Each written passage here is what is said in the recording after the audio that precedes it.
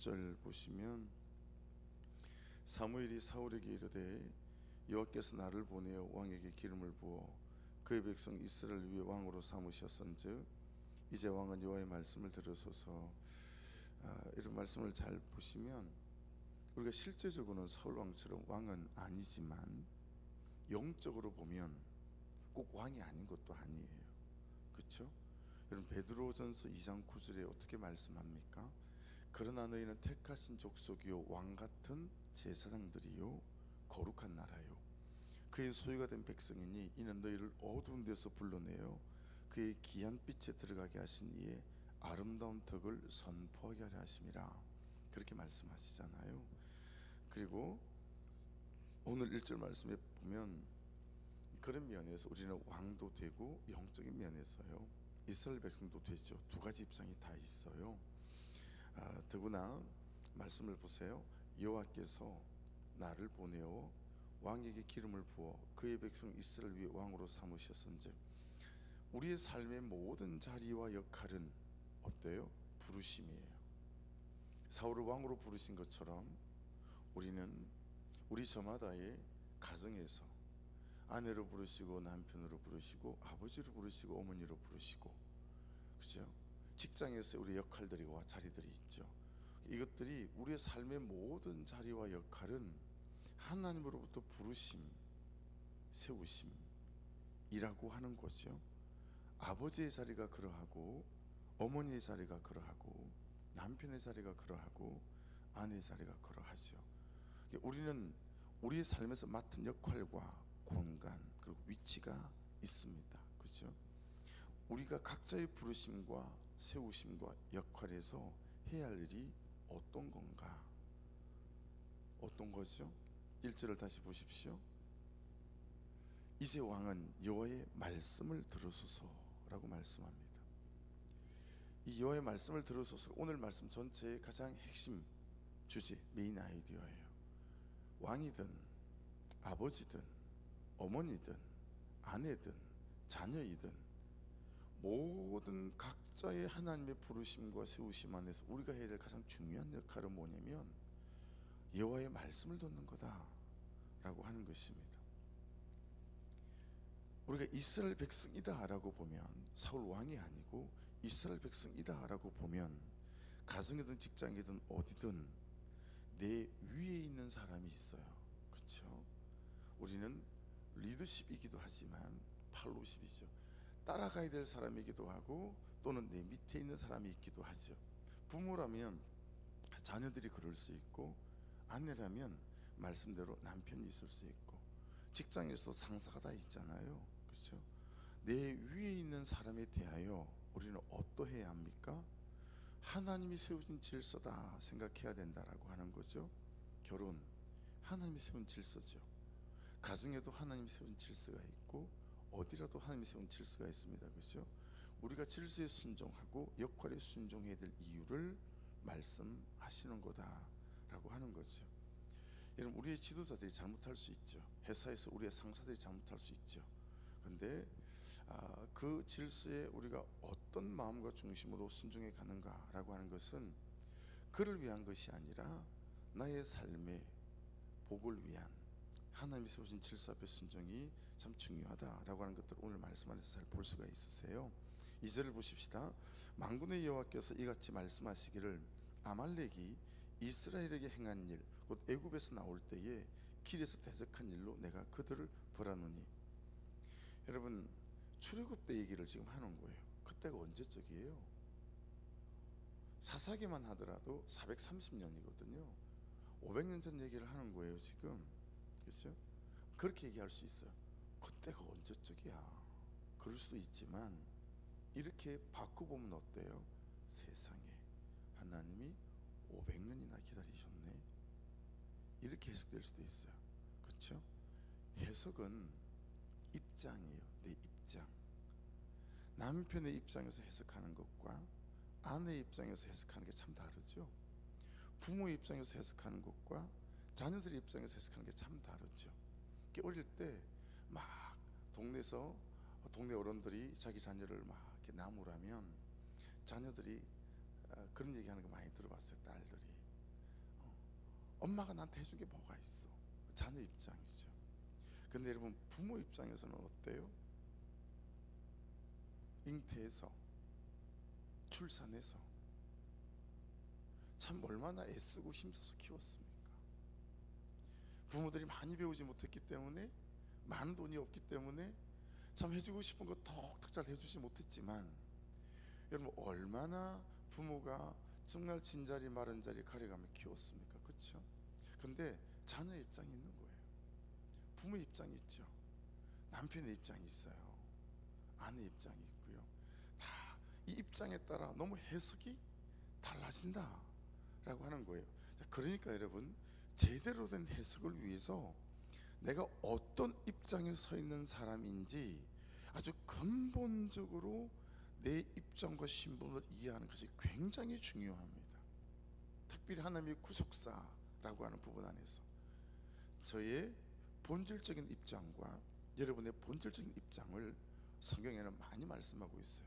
그 중에 한 부분을 제가 읽어드릴게요. 성경을 한번 찾아보실 분 찾아보십시오. 마태복음 18장입니다. 여러분과 저의 본질적인 입장이에요. 그러므로 천국은 그 종들과 결산하려 하던 어떤 인군과 같으니, 결산할 때 10,000달란트 빚진 자 하나를 데려오매 갚을 것이 없는지라 주인이 명하여 그 몸과 아내와 자식들과 모든 소유를 다 팔아 갚게 하라 하니, 그 종이 엎드려 절하여 이르되 내게 참으소서, 다 갚으리이다 하거늘 그 종의 주인이 불쌍히 여겨 놓아 보내며 그 빚을 탕감하여 주었더니, 그 종이 나가서 자기에게 100데나리온 빚진 동료 한 사람을 만나 붙들어 목을 잡고 이르되 빚을 갚으라 하며, 그 동료가 엎드려 간구하여 이르되 나에게 참아 주소서 갚으리이다 하되 허락하지 아니하고 이에 가서 그가 빚을 갚도록 옥에 가두거늘, 그 동료들이 그것을 보고 몹시 딱하게 여겨 주인에게 가서 그 일을 다 알리니, 이 주인이 그를 불러다가 말하되 악한 종아, 내가 빌기에 내가 내 빚을 전부 탕감하여 주었거늘 내가 너를 불쌍히 여김과 같이 너도 내 동료를 불쌍히 여김이 마땅하지 아니하냐 하고, 주인이 노하여 그 빚을 다 갚도록 그를 옥졸돌에게 넘기니라. 너희가 각각 마음으로부터 형제를 용서하지 아니하면 나의 하늘 아버지께서도 너희에게 이와 같이 하시리라. 이게 본질적인 우리 입장이에요. 우리는 모든 죄를, 그렇죠, 지었던 죄, 짓고 있는 죄, 지을 죄까지 예수 그리스도 십자가에서 못 박히심으로 모두 탕감받았어요. 이게 우리의 본질적인 우리 입장이란 말이에요. 그런데 우리는 우리의 삶에서 내 입장만 따지며 용납하지도 용서하지도 않는 거예요. 예. 여러분, 사망에서 생명으로 옮겨진 자, 그것이 내 입장이에요. 그렇죠? 이게 다른 사람을 대하는 내 입장이어야 된다라는 거예요. 지옥에서 천국으로 옮겨진 자, 우리 아닙니까? 아무 공도 없이 값 없이 오직 예수의 피로, 예수님이 내 죄를 지고 십자가에 죽으심으로 모든 죄가 씻겨진 자, 그게 제 입장이에요. 여러분의 입장이에요. 죄 없다 이제부터는. 그런데 우리는 왜 그렇게 다른 사람의 죄를 따지고 끝까지 용서하지 않으려고 그 죄를 붙잡고, 내 죄는 마치 없는 것처럼 하면서 다른 사람의 죄는 끝까지 이 손에 붙잡고, 여기 나오는 이 사람처럼 목을 붙잡고 너 언제 갚을 거야? 이게 입장에 대한 이해가 안 되니까 해석이 안 되는 거예요. 그리고 다른 사람을 이 100데나리온 빚진 자를 붙잡아 목을 붙잡고 말하는 것처럼 똑같은 거다라고 하는 거죠. 여러분, 이런 자격 없는 자가 자격 있는 자가 되고, 신분 없는 자가 하나님의 자녀라는 신분 있는 자가 되고, 이게 내 입장이에요. 그렇죠? 죄인이 소인되었지만 언제라도 다시 죄인으로 돌아갈 수 있는 무한한 가능성을 가진 존재. 그런데 우리는 마치 내가 10,000달란트를 빌려준 자처럼 10,000달란트가 받을 것이 있는 사람처럼 대한다라고 하는 거예요. 그 종의 주인이 불쌍히 여겨 놓아 보내며 그 빚을 탕감하여 주었더니, 그 종이 나가서 자기에게 100데나리온 빚진 한 사람을 만나 붙들어 목을 잡고 이르되 빚을 갚으라 하며, 참 제가 주제 넘게 사는 사람이 아니라 주제 자체가 없구나, 제가 깨닫고 여러분이 깨달아야 된다는 거죠. 우리는 주제 넘게 사는 존재가 아니에요. 주제 자체가 없어요. 제가 정말 생각나는 사람이 딱 한 사람 있더라고요. 인테리어 우리 손 대표, 제가 참 이 사람 욕을 많이 했어요. 일을 왜 저렇게 하는 거지? 뭐 이런 거죠. 오늘 새벽에 이 말씀 묵상하다가 제가 또 찌질하게 또 손 대표한테 또 길게 또 카톡을 쓰겠죠. 그동안 너무 미안했다. 뒤에서 욕 많이 했다. 미안하다. 내가 참 주제에 넘은 게 아니라 주제 없이 살았다. 여러분, 오늘 이건 공동체 전체 적용 질문이에요. 여러분, 정말 주제 넘게 우리가 사는 게 아니라 너무 주제가 없어요. 우리는 이 $10,000도 탕감을 받았음에도 불구하고, 이게 나의 원천적 입장임에도 불구하고 얼마나 우리 많은 사람들에게 그의 죄를 따지며 용납할 수 없는 것처럼, 용서할 수 없는 사람처럼 그러냐 이 말이죠. 3절을 보십시오. 지금 가서 아말렉을 쳐서 그들의 모든 소유를 남기지 말고 진멸하되 남녀와 소아와 젖먹는 아이와 우양과 낙타와 나귀를 죽이라 하셨나이다 하니, 진멸하다라고 하는 단어는 호흡이 있는 건 다 죽이라는 거예요. 이걸 요단강을 건너기 전에, 가나안 전쟁을 치르기 전에 모압 평지에서 하나님께서 모세 스님을 통해서 이제 이스라엘 2세대들에게 하신 말씀 중에 나오는 것들이죠. 진멸해야 된다. 이유는 아시죠? 메소포타미아 문명에서 받은 그런 이제 동성연애, 그리고 이제 애굽 문화의 영향을 받은 그런 짐승과 수간, 성적 관계를 갖는 그런 문화로 가나안이 찌들어 있었기 때문에, 그게 악한 영향 때문에 호흡 있는 건 다 진멸해라, 그렇게 말씀하시거든요. 여러분, 근데 지금 여기서 아말렉 족속을 진멸하래요. 그럼 아말렉 족속이 어떻게 했냐면 치사하게 전면전을 치르지 않아요. 출애굽을 하잖아요. 200만 명이 줄을 서서 가니까 저울 뒤에 있는 이런 사람들은 자꾸 쳐져요.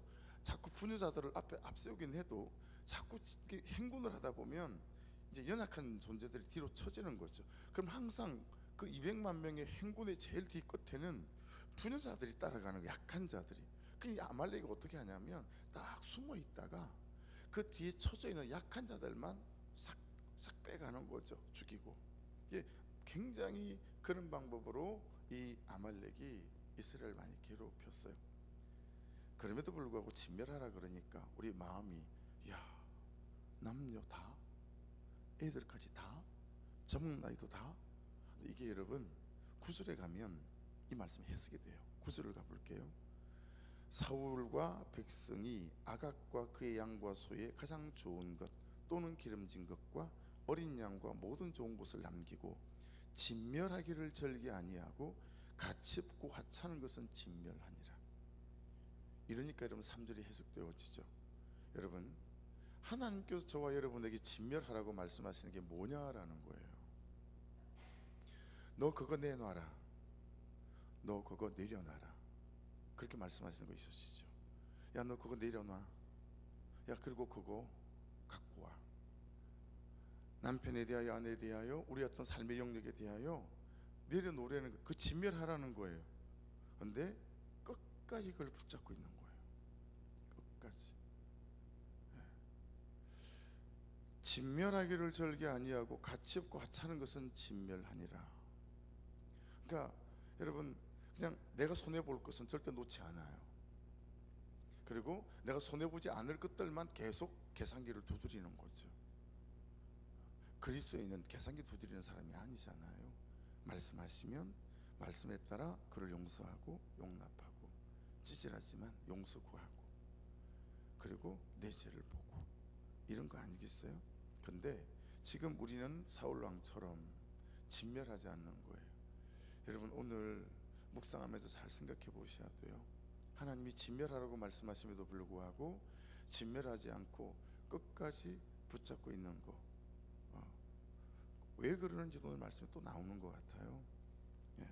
6절을 좀 뛰어넘어가 볼게요. 6절. 사울이 갠 사람에게 이르되 아말렉 사람 중에서 떠나가라. 그들과 함께 너희를 멸할까 되게 하노라. 이스라엘 모든 자속이 애굽에서 올라올 때 너희가 그들을 선대하였느니라. 이에 갠 사람이 아말렉 사람 중에서 떠나니라. 여러분, 갠 사람은 모세의 처가댁이에요. 그래서 호밥이라고 하는 사람은 이 모세가 출애굽할 때 장인이 찾아오잖아요, 그렇죠? 장인이 찾아올 때 그때 장인이 돌아갔지만 아들은 처남이에요, 호밥이. 모세의 처남.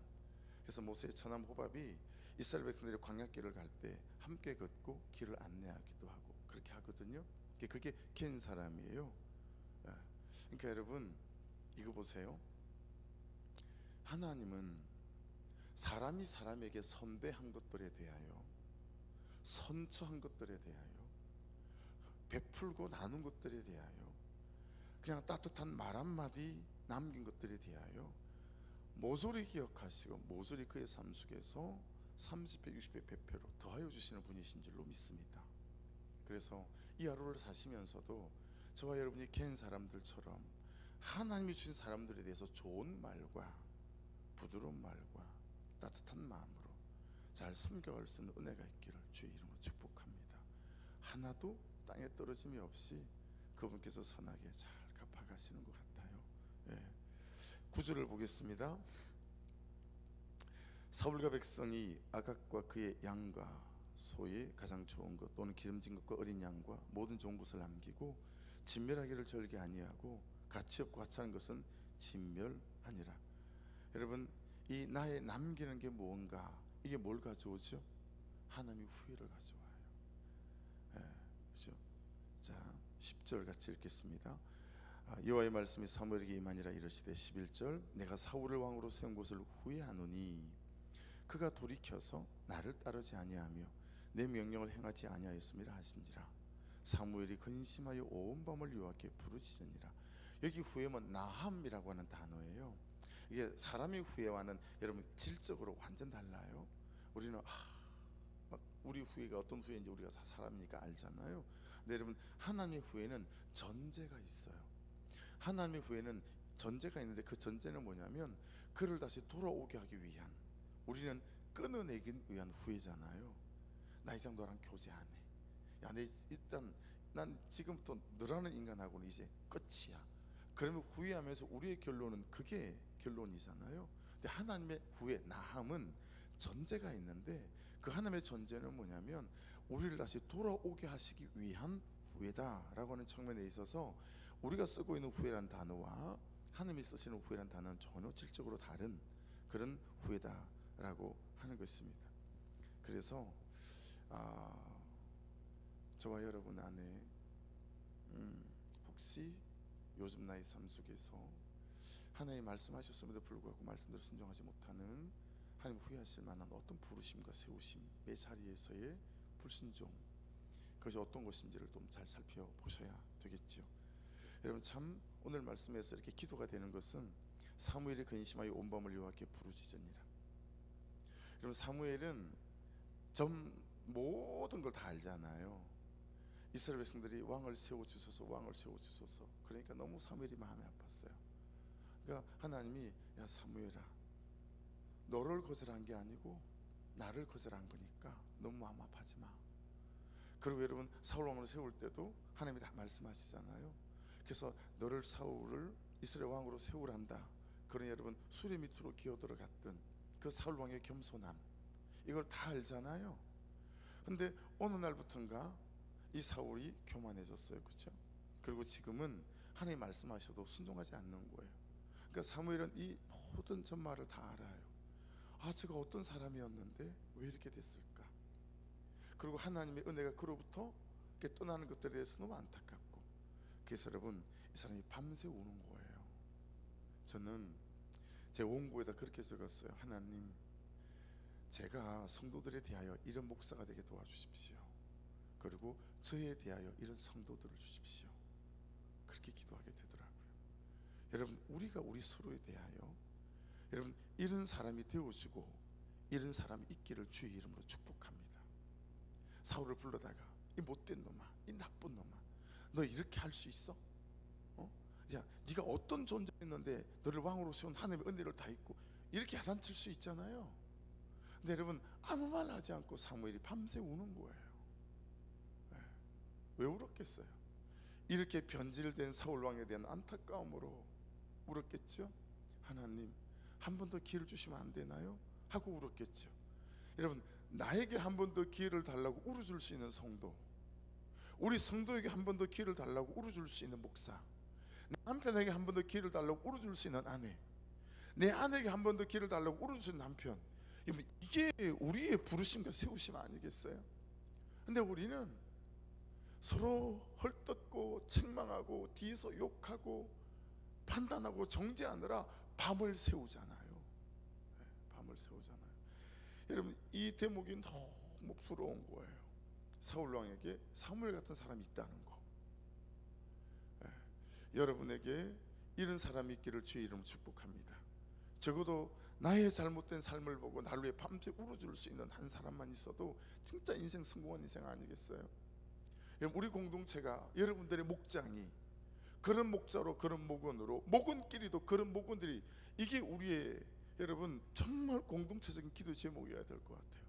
하나님, 우리의 목장에서 나를 위해 울어줄 수 있는 밤을 새고, 그 목장 망하겠어요? 거기서 사람이 안 변하겠어요? 거기서 상처가 치유되지 않겠어요? 누구라도 치유되지 않겠어요? 근데 우리는 이상하게 성도들은 모아놓으면 헐뜯느라 밤을 지새우는 거예요. 그렇죠? 참 우리 교회가 그런 공동체가 아니어서 너무 감사하고, 한 걸음 더 나아가서 여러분 참 그 영혼으로 울어줄 수 있는 밤을 새워 그런 남편과 아내와 가정 공동체, 목종 공동체, 우리 교회 공동체, 우리의 부르심은 뭐예요? 더 높은 부르심. 이 도시와 이 도시의 영혼을 자유케 하라. 여러분, 이 도시를 위해서 우리가 울어야 해요. 이 도시의 영혼을 위해서 우리가 울어야 해요. 그게 우리의 부르심과 우리의 세우심이에요. 이 교회 주신 거 다른 이유 하나도 없어요. 다른 이유 하나도 없어요. 열심히 울라고, 밤을 새워 울라고 하나님께서 주신 교회니까. 여러분, 우리 교회가 이 도시와 도시의 영혼을 울 수 있는 은혜가 있기를 주의 이름으로 축복합니다. 기도하겠습니다. 오늘 말씀 붙잡고, 여러분 해보니까요, 제가 6시 말씀을 끝내니까 충분히 30분까지 기도하고 출발해도 되는 것 같아요. 그래서 오늘부터는 30분에 운행하겠어요. 말씀 끝나고 30분 기도하고, 30분 끝나면 7단 제 집까지 40분이면 도착할 수 있어요. 그러니까 그 어지간한 금토 내에는 10분 안에 갈 수 있으니까, 아침이니까 30분까지 기도하고, 그리고 30분 29분까지 기도하죠. 30분에 딱 출발하도록, 그래야 될 것 같아요. 또 시간에 맞춰 가야 되는 분들이 있어가지고요. 우리 주여 한번 부르고 말씀 붙잡고 기도하시고, 그리고 하나님, 우리 교회가 빨리 구성전이 매매될 수 있도록 인도해 주시고, 하나님 충고 난방도 허락해 주시고, 우리 의자도 허락해 주시고, 또 앞에 스크린도 허락해 주시고, 부족한 것들 가운데도 하나님 채워주신 은혜를 허락해 주시고, 한 영혼 한 영혼 예배 안으로 다 나올 수 있도록 도와달라고 우리 주여 한번 부르고 기도 시작합니다. 주여, 아버지 하나님.